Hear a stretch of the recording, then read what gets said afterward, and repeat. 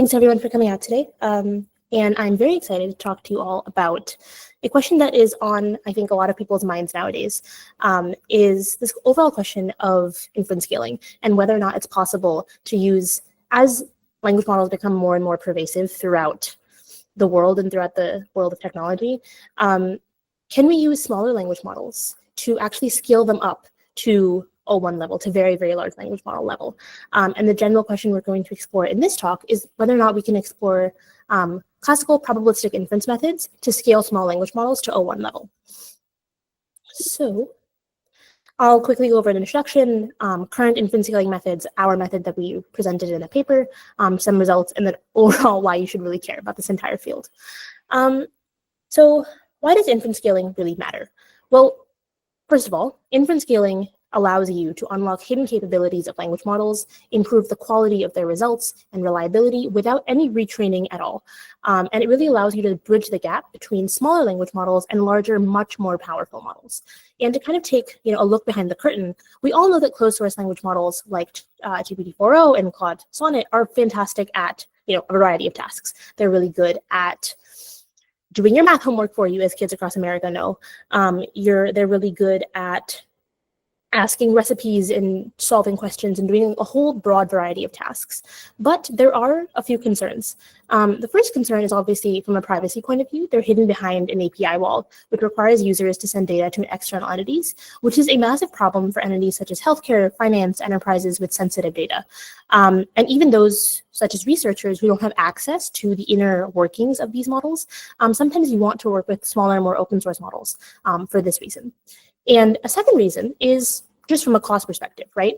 Large language models are exceedingly expensive to run, both from an energy point of view and from a monetary point of view. If you look at this, these prices are from a couple months ago, but the top 3 rows of this chart are closed source model prices per token, and the bottom ones are open source models. And you can kind of see the stark difference between these two categories of models. And you can imagine that as the number of tokens increases that you're working with, these costs will really rack up. So this brings us to the overall concept of what inference scaling really is. So this is a very pretty looking graph from a paper that came out of Stanford last year that basically shows us on the x-axis the number of times I'm going to sample a language model, asking it the same question over and over and over. And the y-axis is explaining this thing called coverage, pass at k, which is basically like if I ask a language model a question 100 times, if even one of those answers is correct, I get a point for that question. So coverage basically means out of all of the different guesses I made, if any of them was correct, that means I got the question right.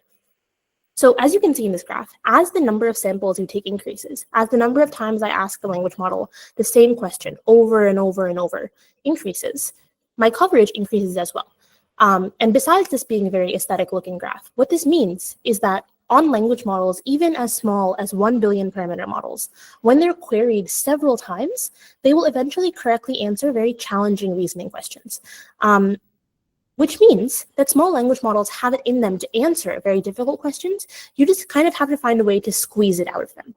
So this introduces the problem of inference scaling. How can we intelligently navigate the search space of these smaller models to find the best possible answer that they can provide? So this is, therein lies the problem and promise of inference scaling. So to give you some background in some current inference scaling methods, if I had to ask all of you to come up with the most basic inference scaling method that you could think of, often people might come up with this thing called majority voting, which is I'm going to put a bunch of people in a room and I'm going to ask them all the same question. And whichever one the most common answer is, that's going to be my final answer.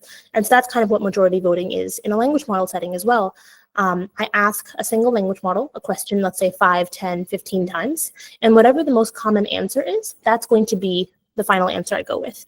And as you can see in this graph, which is from a Hugging Face blog, as the number of generations increases, as the number of times you sample the language model increases, your accuracy increases pretty, it increases a lot over the course of the number of generations. So this is kind of like the most basic version of, test time scaling, of inference time scaling. And second inference time scaling method might be something called best of n, where I have actually a separate reward model, where this reward model is trained to take a question and an answer and give me a reward as to how good it thinks that answer is. Imagine this is like if you have a tutor with you in a math classroom, or you have a teacher with you, the teacher can give you some sense of like how good your answers are going to be. So in best of n sampling, you're going to ask the language model the same question 10, 15, 20 times again, but you're going to have the reward model give me a score for each of those answers. And for each of those answers, whatever the highest scoring answer is, that is the final answer I go with. And in a combination of these two things, I can do something called weighted best of n sampling, which is I also consider how many times an answer was generated. So if I ask a language model a question n times, I'm going to gather up all n independent answers, ask a reward model to score all of them, and then I'm going to multiply how many times each answer shows up by the reward score. So you can imagine the difference between this and best of n might be in best of n sampling, if one of the answers had an extremely high reward, but it only showed up in my samples once, versus in weighted best of n, if I had a sample that had a little bit of a lower reward, but it showed up 15 times, versus the one with the higher reward showed up once, that other one might end up pulling through and pulling to the front of the line. And as you can see in this graph, these are the types of graphs that people who do inference scaling really love to see, which is this overall high upward sloping trajectory. But as the number of generations increases, your accuracy also increases. So this blue line here is the majority voting curve that we just went through. And the green and orange lines are vanilla and weighted best of n. And you can kind of see here, this is using a Llama 3.21 billion parameter model, which in the grand scheme of how ChatGPT is sized is minuscule. But you can kind of see its accuracy increases pretty substantially as you kind of go through all of these generations. So this kind of gives you a proof of concept as to how inference scaling might work, and how it's this general idea that sampling a language model a bunch of times and having a way to pick the best answer amongst those samples can really increase your accuracy and your performance in various tasks. So I'm going to now introduce this concept called process reward models. As a lot of people know who've gone through math classrooms, the process of showing one's work is just as important as showing the final answer. You want something that's going to judge the language model's reasoning trajectory and not just the answer that it gets at the very, very end of the process. So a process reward model is a language model that's specifically trained to take a question and a partial answer and return a score. So you can kind of imagine in this situation, this first step gets a score of 57, the second score gets a step of 90, the third step gets a score of 38 and 87. You kind of get scores for each individual step of your reasoning process and not just the entire answer at the end. So you can use this process reward model to actually guide your search in the best possible way, because you can score your partial answers as you generate them and adjust as you see the scores coming in. So let's say these are going fine, and then you hit this 38. The process reward model has given you a really low score. This tells you, wait, maybe I should adjust my thinking. Maybe this reasoning step isn't actually the way to go. So it's like getting live feedback as you're reasoning. It's like having a tutor over your shoulder looking at your work as you're going. But let's just remember, the process reward model is just a model, right? It's not an exact scoring mechanism by any means. And so in the world of our math teacher classroom analogy, this process reward model would be like a substitute teacher, where you trust them, but you don't trust them with everything. And so this is where previous inference scaling methods like beam search kind of falter a bit. I'll quickly explain how beam search works. Beam search basically is a step-by-step unrolling process. So you first have your question, and I'm going to first sample the first 5 first steps of the answer. So 5 different samples from the language model, and I take the first step of each of those answers. I ask the process reward model to score each of those answers. I take the highest steps, and I use those, and then I use that to unroll the next step of the process. So as you can kind of see in this diagram, partial answers A and partial answers C have the highest scores, and you kind of unroll the next step of that reasoning process based on those first steps. And the thing that is great about this is it really allows you to really explore the search space. But where this kind of falters is it relies completely on the process reward model to determine what is correct and what is not correct. And so this green line, as you can see, performs significantly better than both majority voting and best of n, and has a lot of promise in the inference scaling world. And you can kind of see, like, within 16 to 32 examples, at 32 examples, you can get a 1 billion parameter model to perform at the same level as an 8 billion parameter model, which is pretty extraordinary when you think about it. With just 32 samples of a 1 billion parameter model, you can reach that kind of performance.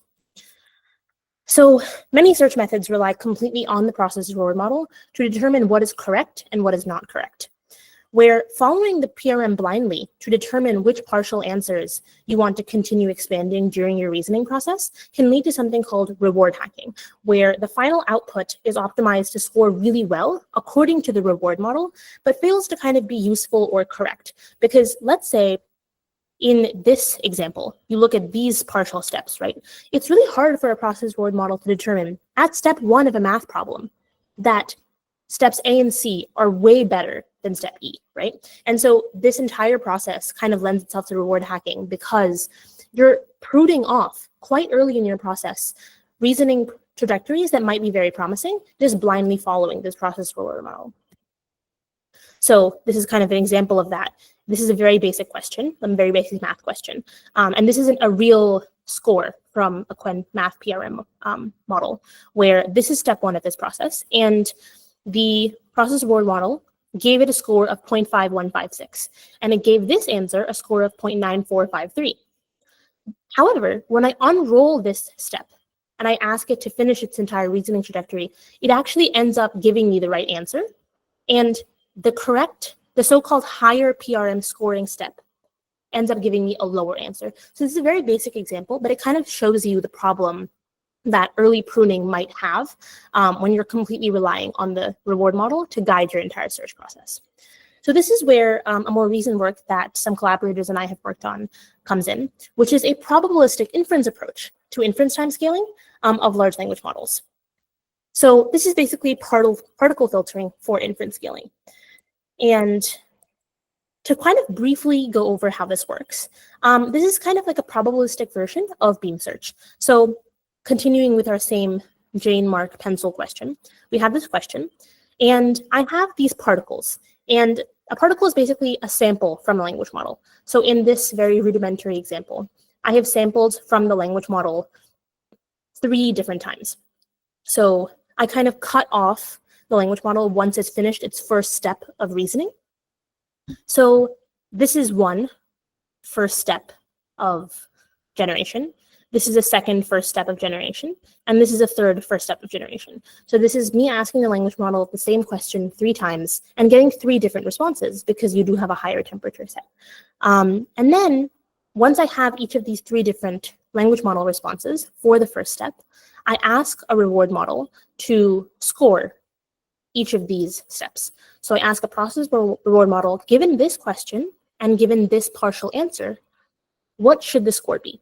It takes the score, 1, 2, 3, and then it kind of goes through and resamples it based on the weight of these scores. So a better example can be kind of just to walk through this entire process. If we have this math question here about Republicans and Democrats, I'm going to initialize n particles.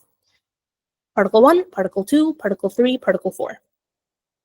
And then I'm going to have each particle take a step, where a step is the text that the language model generates until it hits the \n delimiter. Each particle is going to have a slightly different first step because we have a higher model temperature of 0.8. And temperature basically controls how creative or random the model's generations are. So the higher your temperature, the more completely random or more creative its responses will be.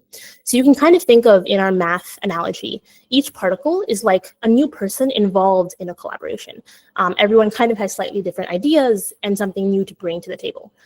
So in this case, I asked the language model my question 4 different times, and I got 4 different answers.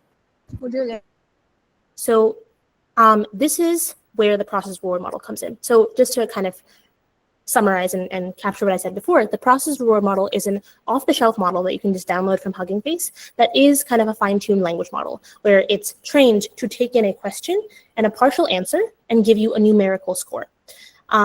So with these partial answers that I have generated, I'm going to assign scores to them. So this is 0.84, 0.31, 0.27, and 0.94. This is a process reward model score of my very first step of reasoning.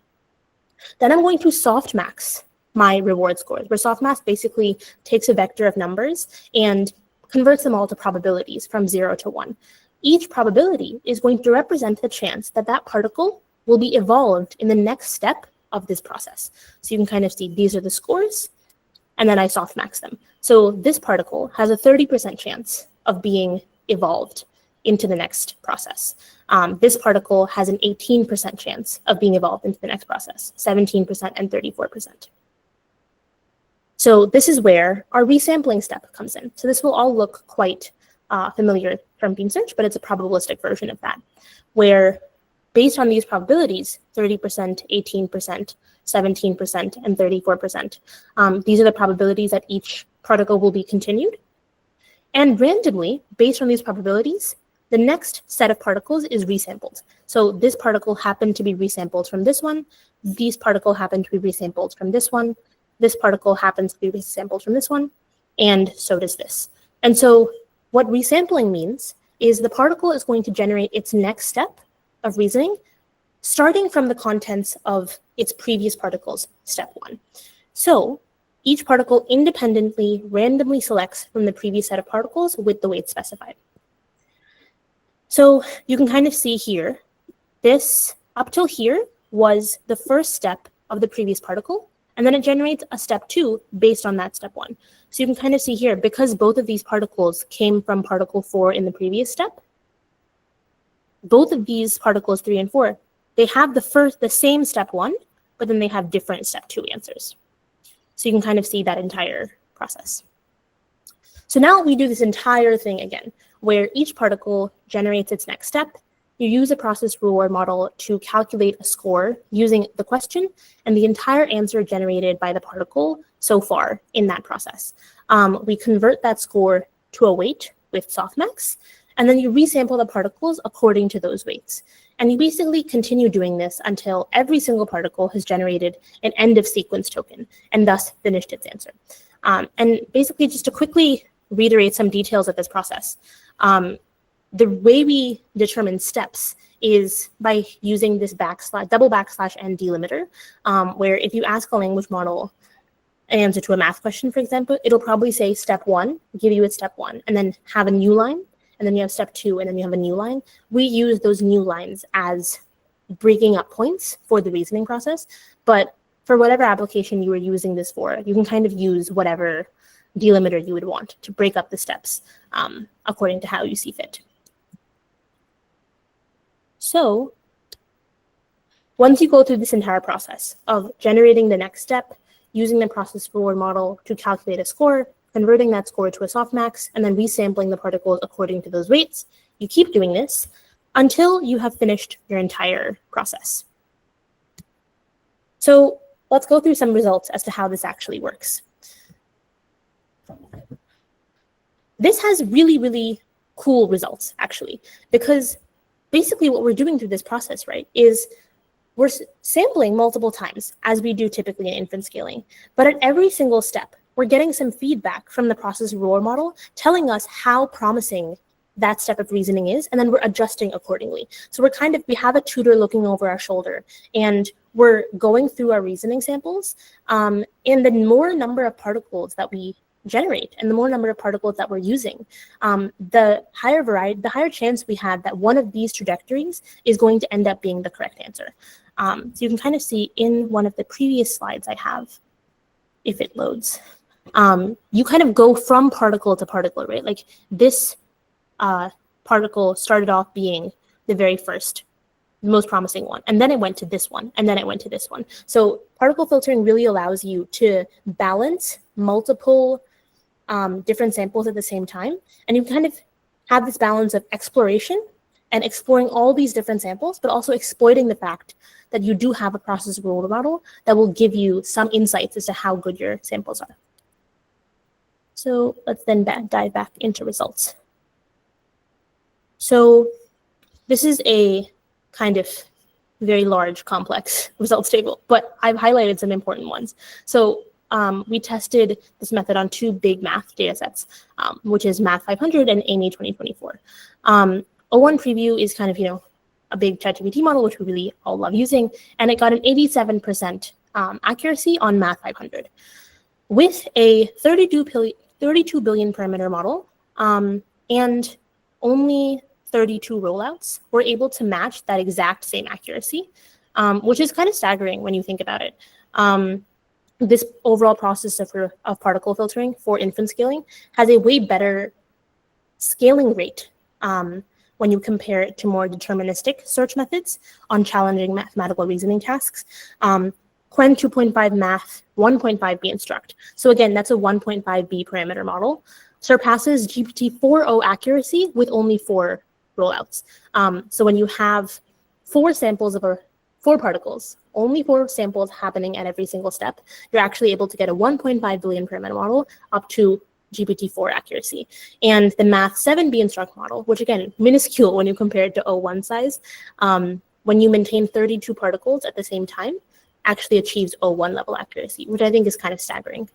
And these are some of the graphs that inference scaling people love to see, which again is like this overall upward sloping trajectory, where you can kind of see we're starting with the Llama 1 billion parameter model here, and your accuracy is around like 22, 23%.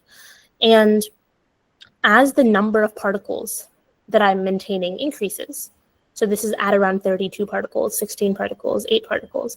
So at 16 particles, I'm actually able to get it to almost like 55%. And you can kind of see that particle filtering has a much higher scaling rate when compared to other deterministic search methods, because it does have this exploration and exploitation balance, where you're taking advantage of the process reward model, but you're not allowing it to prune off early in the process solutions that might be promising later on.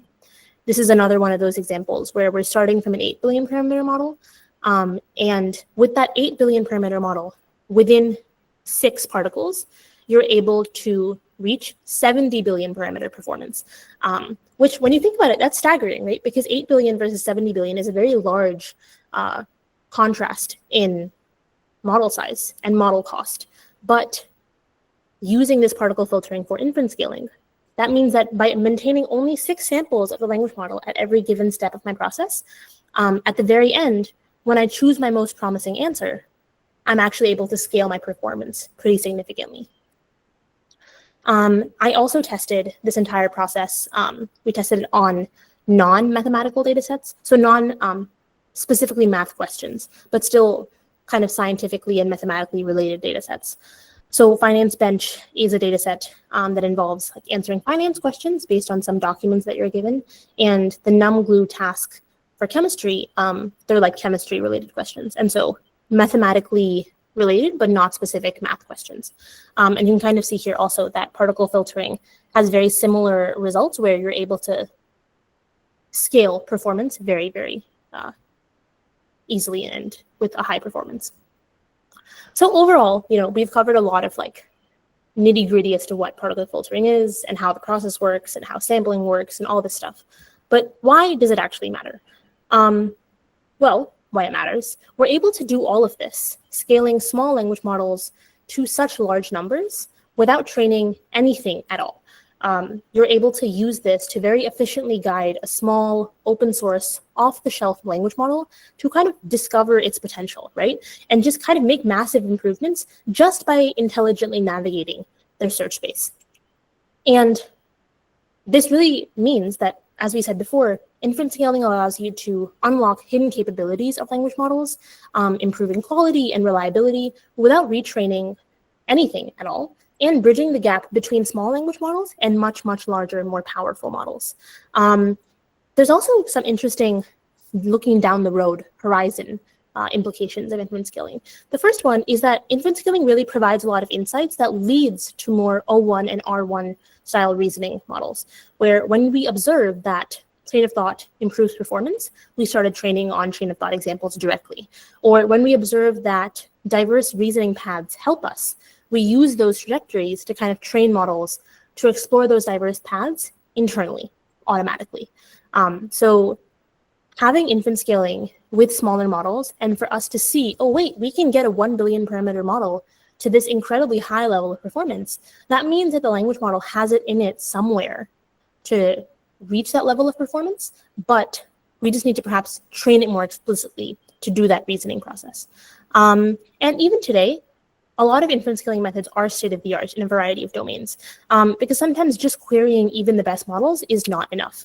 This is often the case in settings where high accuracy and high verifiability matter, where you may want to sample and rank outputs for maximum confidence. So you can imagine cases like healthcare, finance, legal situations where accuracy is really important. Sometimes you do just need to sample multiple times.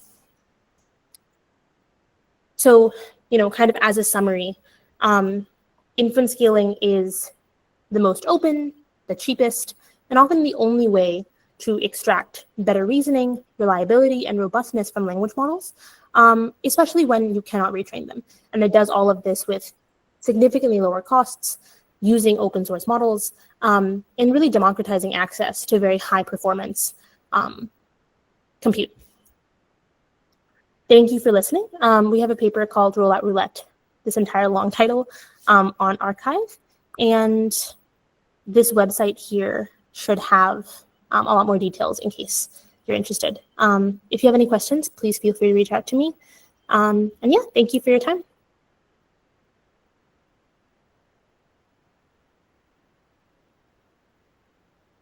So I guess I can kind of go through some questions now. Although, let's see. I don't. Yeah, so there are questions posted in the chat. Let me open the chat. In call messages. Okay, let me just start going through them.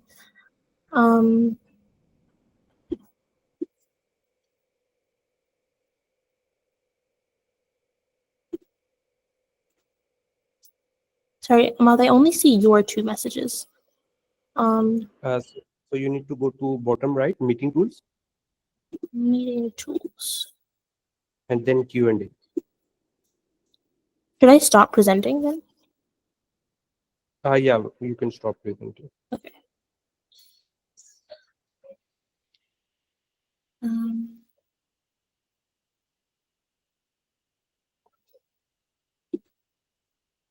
Stop presenting.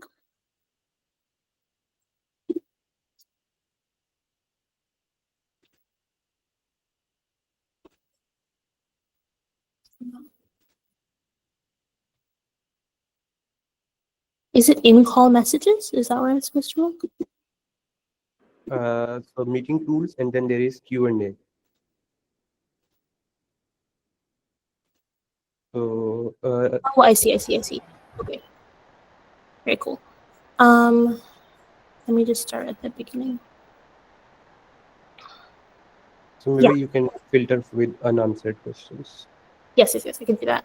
Is the PRM an LLM? Yeah, so the PRM basically is a language model that's been trained specifically to take in a question and a partial answer and return a score.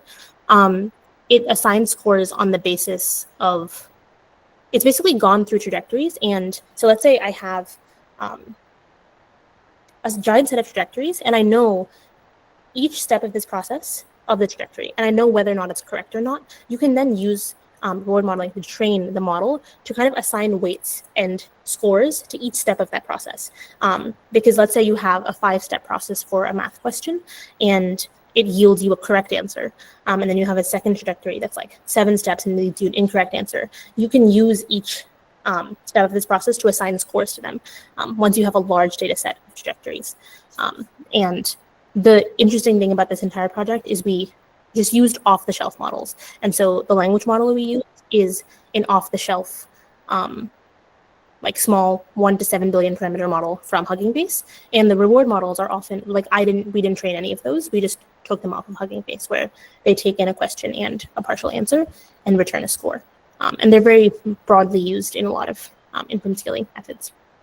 So do we use the same settings for each particle for generating steps and resampling?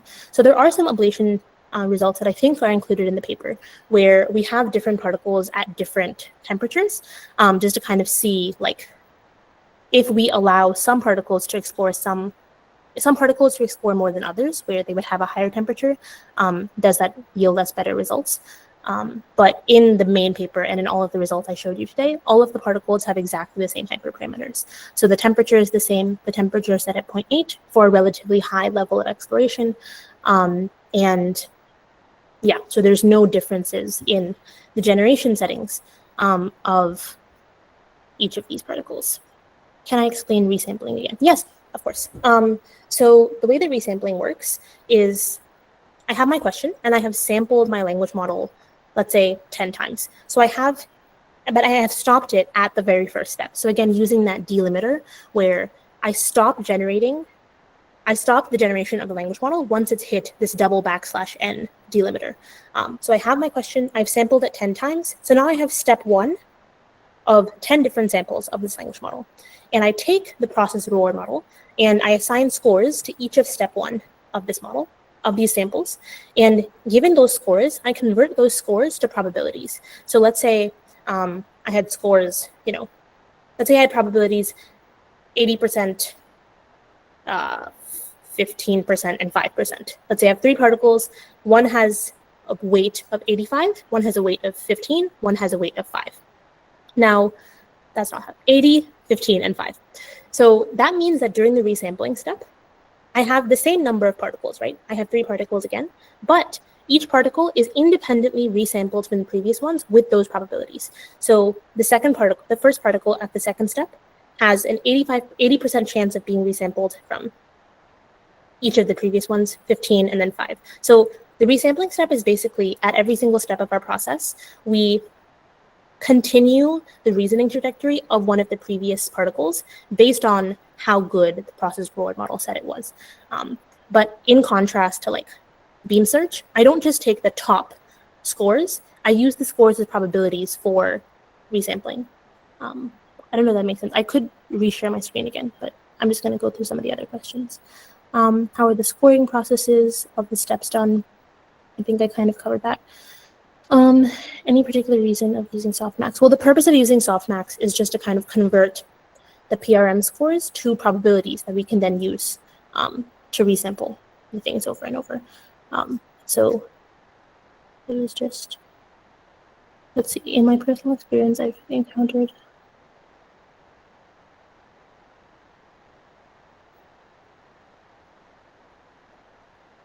I don't know about the AI hallucination. Sometimes we didn't do exact experiments comparing hallucination rates between non-particle filtering and particle filtering inference scaling methods. So I don't know exactly how hallucinations are affected by this, but I could imagine that because particle filtering for inference scaling allows you to get a much higher performance, I wouldn't be surprised if the hallucination rates did also go down.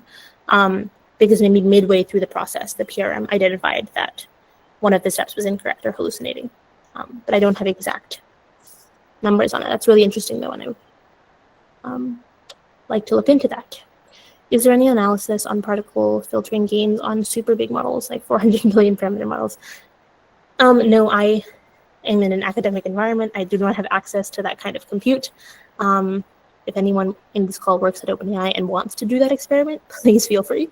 But again, one of the purposes of inference scaling is to really allow you to use much smaller models and much more open models to reach higher level performance. And so I think the focus is much more on the lower end of the spectrum. Suppose we ask the same question twice. For the final path the particle takes to the correct answer, can it take the same path without exploring exhaustively the second time? Does the model retain anything for the correct path? That's a good question. So particle filtering for inference scaling is a method of sampling and not a learning method at all. So there's no training of any type involved in this. The entire purpose of this method is to say, hey, if I have an off-the-shelf language model and I have an off-the-shelf reward model, how can I kind of use these two in tandem to get this language model to perform as highly as it can possibly perform? Which means that the reward model is just guiding the exploration process as it's continuing. It's not retaining any of that information because it's just an overall method of sampling and not something that learns anything. What are your insights for defining a good PRM for different types of tasks beyond that? This is also a great question. I think one of the limitations of a lot of inference scaling works that rely on process reward models are that process reward models are typically used for mathematical tasks, because when you train them, right, you have like long math questions that are either correct or not correct, and you can use that correctness to train each process reward model. There have not been a lot of reward models that have been released openly for domains beyond math, and so a lot of these methods are limited to cases where you have a process reward model. But I have, when I have given talks about this work previously to more like scientific and medical audiences, there is work in play for people to build PRMs for medicine, for example, or PRMs for other domains. And so as long as you have a PRM, you can use this method. But a good PRM, I feel, is often restricted to the math space, at least in current work, to my knowledge. For the same prompt and question, n particles are initialized. Is this n like hyperparameters, if I'm understanding correctly? So you're almost on the right track. So basically, I'm answering Angela's question. So she asked, if I'm understanding correctly, to generate n particles, are we changing the hyperparameters like temperature, or is that process different? So the temperature is actually the same. The temperature for all particles is at 0.8, but 0.8 is a relatively high temperature, which means that the n particles are inherently going to have different responses and different samples because it's a high temperature. High temperature in language modeling typically just means that there's a higher level of variability in its responses. So if I have a temperature of 0, and I sampled my language model 10 times, all 10 of those answers would be exactly the same. But if I have a temperature of 1 and I sample my language model 10 times, they're all going to be different answers. And so the temperature hyperparameter stays the same, but because it's at a high level of 0.8, each of the particles maintains different contents throughout the process. What is the difference? Vatsal is asking, what is the difference between a PRM and an LLM as a judge? Well, I guess the similarities are that they're both used to evaluate answers. The differences are that LLM as a judge is a much more qualitative way of evaluation, where you ask a separate language model that's also like chat and instruction tuned.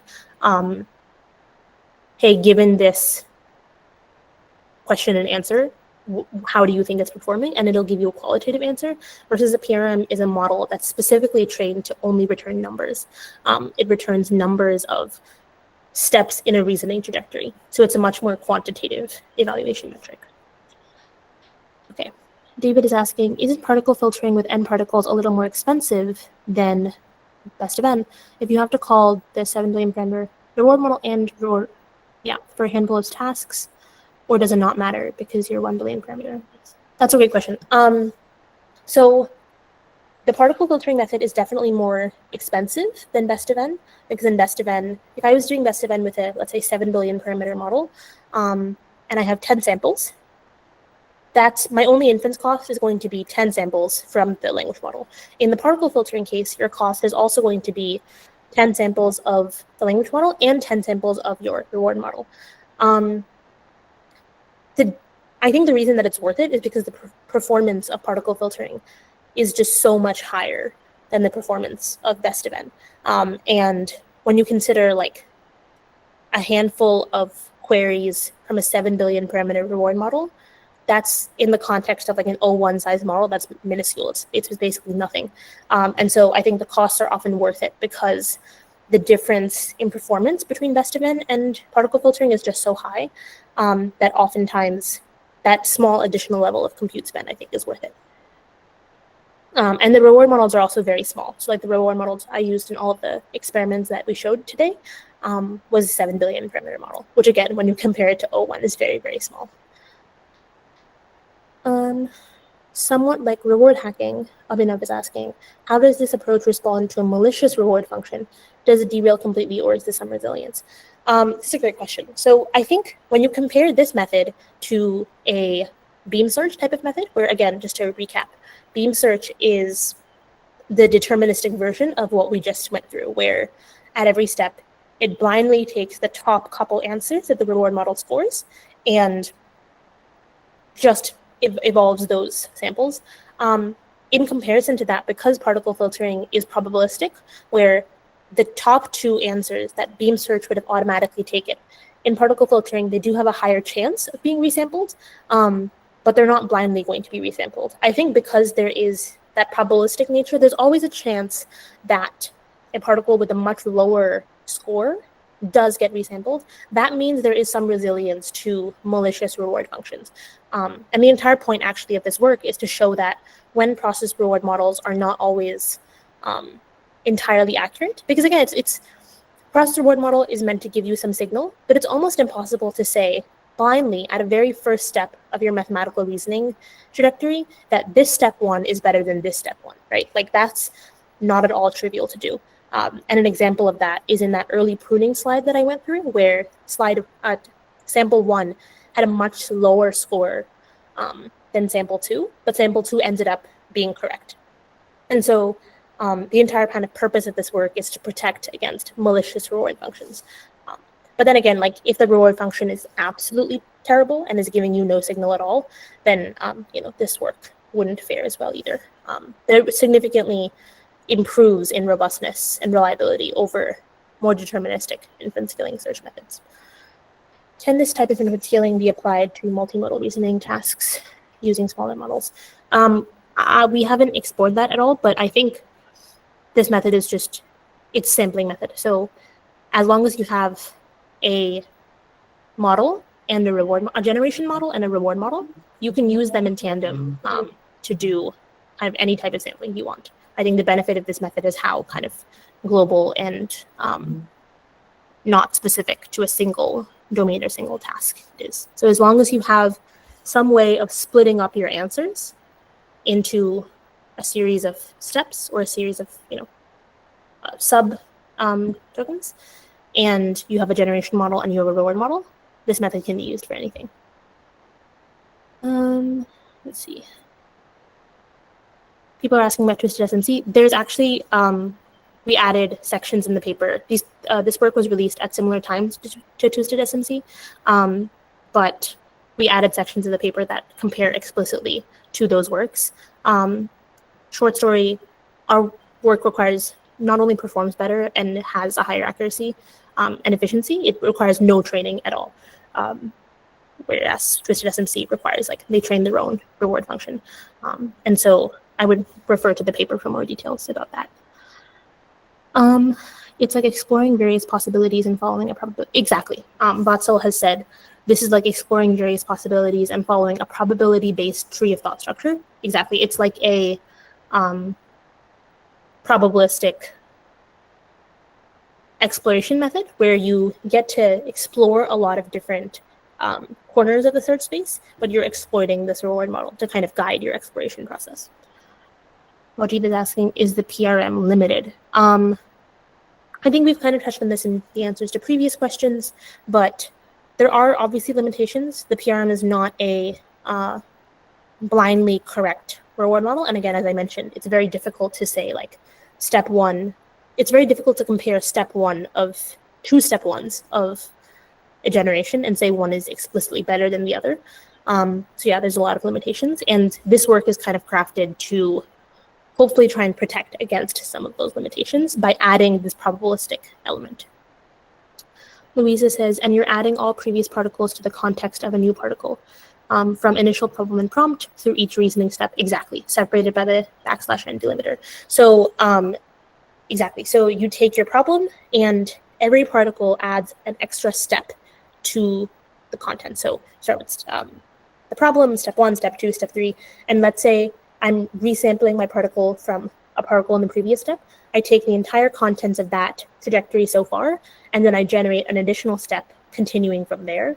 And I keep doing that until I hit the end of sequence kind of token. Fabian is asking, do you resample the same number of samples as there was generated steps?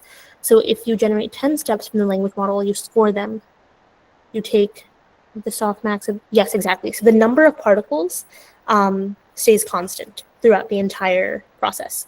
Now, let's say that one of the particles finishes earlier than one of the other ones. Let's say like one of my particles only takes 4 steps, and then it generates my end of sequence token. I have my final answer. And then a second particle uses 7 steps. That's allowed, but there are the same number of particles maintained at every single step. Ishvak is asking, are there any potential applications of language models on physical sciences like chemistry? Yeah, I think there's tons of applications. That's not my specific domain area, but I know there's tons of really exciting work happening in that area. What are some test time scaling methods you're excited about these days? How can we continue to learn more? Test time scaling is still a very active area of research, I think. There's a bunch of papers that come out every single day about it, and a bunch of really cool blog posts. So I think overall, just think about like how you want to best sample from a given language model. What are the best ways that you can take advantage of, if I give you a language model, how do you best want to not only sample from it, but maybe adapt it for certain domains? I think there's lots of very interesting research questions.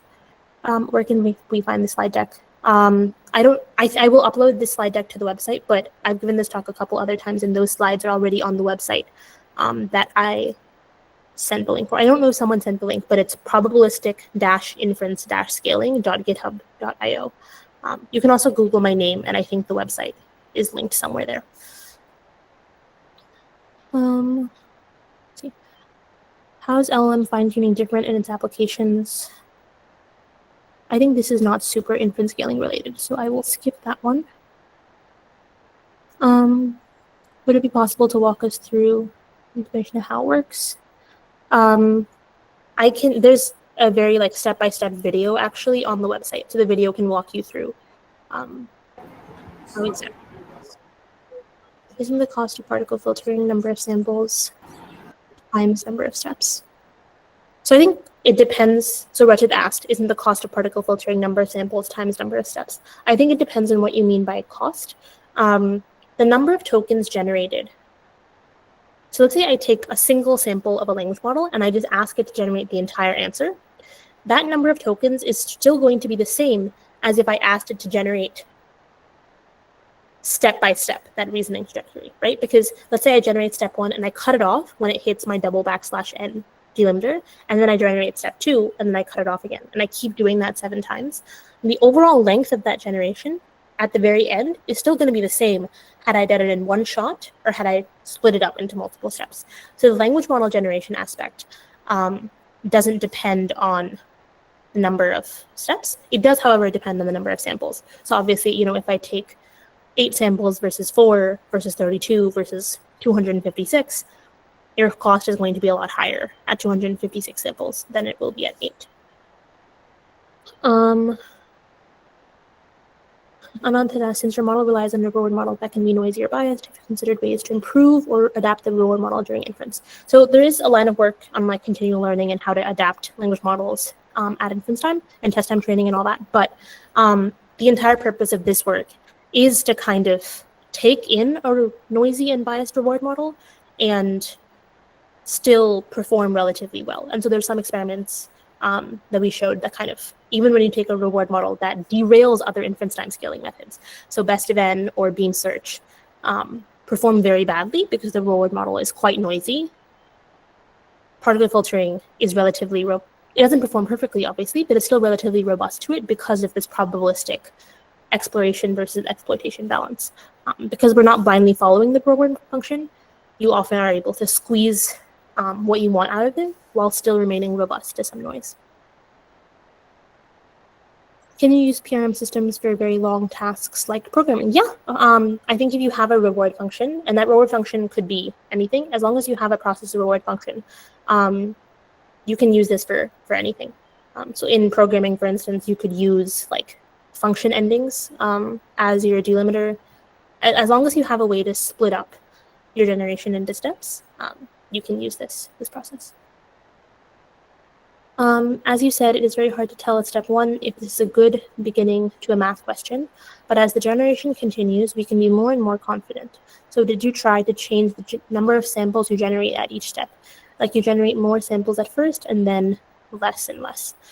We did not try this. I think I can imagine that this would not derail performance too much, but I think in certain contexts, it's helpful to maintain like a large scope of exploration throughout. But we did not try this. This would be super interesting to try. How does, Luckman is asking, how does the particle filtering approach handle the trade-off between exploration and exploitation, especially in instances where the reward model is noisy? Yeah, so the exploration aspect of things is the larger the number of samples that I have is, the more I'm exploring, right? Like if I have 32 samples of a language model, or 64 samples or 128 samples of a language model, I'm exploring more and more and more because I have more and more samples. The exploitation is really using that reward model to guide the search.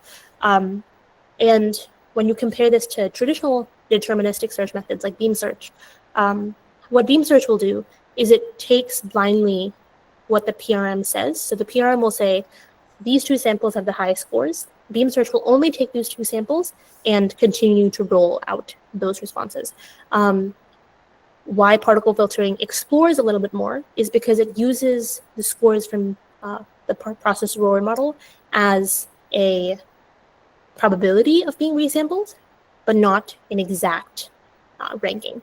And so you're still exploring because it's a probabilistic resampling, and you are allowing yourself not to like prune early on any answers, but you're also exploiting the reward model because you're using it to guide your search process. Let's see. Wasif is asking, what are the most effective strategies for scaling small language models at test time to match the performance of larger models like OpenAI's O1, and how do these methods? So I think the method that we discussed in today's talk is one of those, because the purpose of this project is to scale small language models to higher closed source model level, but there's a lot of work in this field, and so I think a lot of inference time scaling methods have the goal of taking small language models at test time to match the performance of larger models. Sorry. Okay. And let's see. My Google search has suddenly crashed. But